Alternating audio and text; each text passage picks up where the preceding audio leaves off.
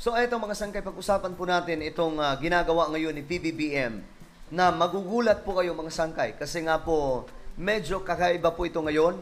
Hindi po ito katulad sa mga nangyayari ng mga naunang mga namuno sa ating bansa. Pag-usapan po natin ito, but anyway, bago tayo mag-umpisa, pakisubscribe po muna yung ating YouTube channel. Tayo na po ay nakarating sa 1.39 million subscribers. Paangat po tayo ng paangat. Kaya naman kung ikaw ay hindi po nakakapag-subscribe, ano pa ang hinihintay mo? I-click nyo po yung subscribe button na makikita po sa baba ng video na to. I-click nyo rin po yung bell at i-click nyo rin po yung all. Sa mga nanonood po sa Facebook, i-follow nyo po yung ating Facebook page. Shoutout na pala sa lahat ng mga solid sangkay na nanonood ngayon. Please, mag-comment po kayo sa ibaba ng hashtag solid sangkay kasama po ang inyong mga lugar para syempre magkakilala po tayo dito sa YouTube or sa Facebook. Okay, eto na, pag-usapan po natin. May gusto po ako kasing ipanood sa inyong mga sangkay, isang video. Isa pong congressman ang nagsalita tungkol po dito sa ginagawa ngayon ni PBBM. At magugulat ka mga sangkay sa kanyang revelasyon tungkol sa Pangulo ng Pilipinas ngayon. So kayo na po ang humusga. Tingnan po natin ang kanyang saloobin. City of Manila po, we did not support President Bongbong Marcos during Ayon mo sa kanya, ang City of Manila ay hindi nag-support kay Pangulong Bongbong Marcos during the last election. Panoorin ulit natin mga sangkay. City of Manila po, we did not support President Bongbong Marcos We during the did not support Bongbong Marcos during the election. Okay? Ibig sabihin, yung kanilang administrasyon at that time, kilala naman po natin kung kanino sila boboto at that time. Siyempre, kay Isko Moreno na siyang tumatakbo at that time bilang Pangulo ng Pilipinas. So, sila po ay hindi nakipag-isa kay PBBM. Ngunit, ano nga ba ang ginawa ni Pangulong Marcos ngayon? last election. But even though Ito na mga sangkay, ito na yung revelasyon tungkol kay Pangulong Bongbong Marcos.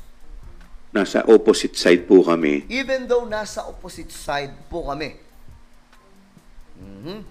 Ito na.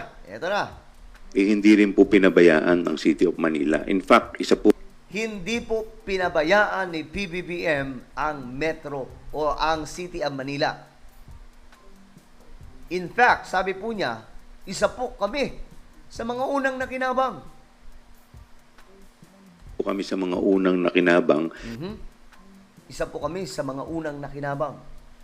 Yun po yung isiniwala ng congressman na ito. So ano ibig sabihin nun? Guys, ito para lamang pumalinaw sa ating lahat. Ako, neutral ako pagdating sa mga bangayan na mga politicians na ito. Yung mga awayan, wala po akong pakialam sa mga yan.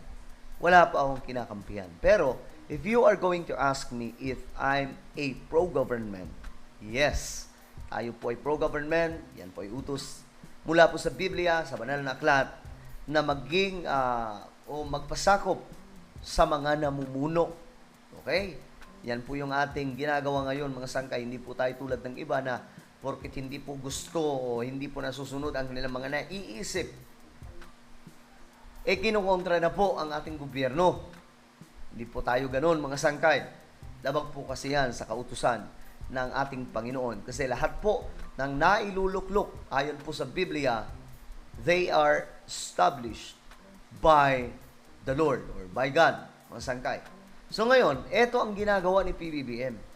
Sa madaling sabi, wala pong pinipili dito si PBBM. Kaaway man o hindi, bumoto man sa kanya o hindi, mga sangkay, tinutulungan pa rin po niya. Dito po sa card na ibinaba po ni Speaker Martin Romualdez ang aming pong timon o namumuno po dito po sa Kongreso. So makikita po natin si President Bongbong at saka si Speaker Martin Romualdez, wala pong tinitignan. Tapos na po yung election. Ang tinitignan po nila yung kapakanan po nung mas nakararami. Okay, nabanggit po niya dito si Romualdez, mga sangkay. But mag-focus po tayo kay PBBM, no? Si PBBM daw po ay wala pong pinipili na tao, mga sangkay. Mapa-opposition side ka man, o mapa hindi ka opposition, mga sangkay. ikaw ay tinutulungan. Well, ako po ay nagulat, no? Ako po ay nagulat sa ganitong klaseng revelasyon. Kasi ang dami pong mga lumalabas ngayon, no, na mga fake news tungkol po kay PBBM. Na itong si Pangulong Marcos daw ay hindi naman talaga tumutulong, bangag, wala pong alam sa pamumuno sa ating bansa. Pero iba po ang mga maririnig po natin sa mga taong ito eh. Si PBBM pala ay tumutulong. Mapasumuporta ka man sa kanya nung campaign, nung 2022 o hindi, tinutulungan pa rin mga sangkay itong mga taong ito. Lalong-lalo na po ng mga mahihirap. Ayan. Tinutulungan daw po ni PBBM yung maraming tao, mga sangkay, lalong-lalo na po yung mga mahihirap. So nakakagulat lang, no? Na ganito pala ang presidente ng Pilipinas ngayon.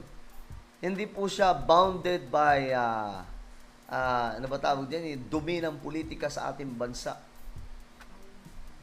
Hindi po ganun, mga sangkay. Siya po talaga gumigit na lamang kahit po may mga bangayan ngayon. Actually, ang dami pong ginagawa ngayon ng ating pamahalaan, mga sangkay, na hindi na po napapansin gaano dahil nga po dito nakatutok ang tao sa mga bardagulan, mga sangkay ng mga politicians. 'Di ba? Ang daming ginagawa ngayon ng ating gobyerno. Sobrang dami, mga sangkay. At kailangan lamang po natin talaga tingnan mayroon po nga mga channel, mga sangkay, na pwede nyo pong puntahan, kagaya po ng RTVM, PTV, mga sangkay, makikita nyo po doon yung mga project ng ating pamahalaan at magugulat po talaga kayo, mga sangkay, sa ginagawa ng ating gobyerno ngayon. No? Tayo naman ay pro-government, mga sangkay. Though tayo ay neutral, mga sangkay, sa mga bardagulan ng mga politicians, but still, tayo po ay pro-government. Okay? Pro-government po tayo. Hindi po tayo anti-government kasi bahagi po ito ng pagsunod sa banal na aklat. So ayan, mga sangkay, ang tindi ng revelasyon na ito. Kayo ba ay nagulat, mga sangkay? Tungkol po dito sa sinabi ng congressman. Ibiruin nyo, hindi po sila sumuporta pero tinutulungan po sila. Hands-on si PBBM sa pagtulong sa City of Manila at sa iba pang mga lugar, mga sangkay. Bakit? Ayon nga po dito sa caption, si PBBM daw po ay para sa bayan, hindi para sa bangayan. Diba, mga sangkay, yung ibang mga naging pangulo noon, kapag hindi ka alyado, hindi ka kampi, hindi po tinutulungan. Diba, yung mga nakaraang mga administrasyon, ganun po yung kanilang culture, yung kanilang ugali o sistema. Pero ngayon, ibang-iba.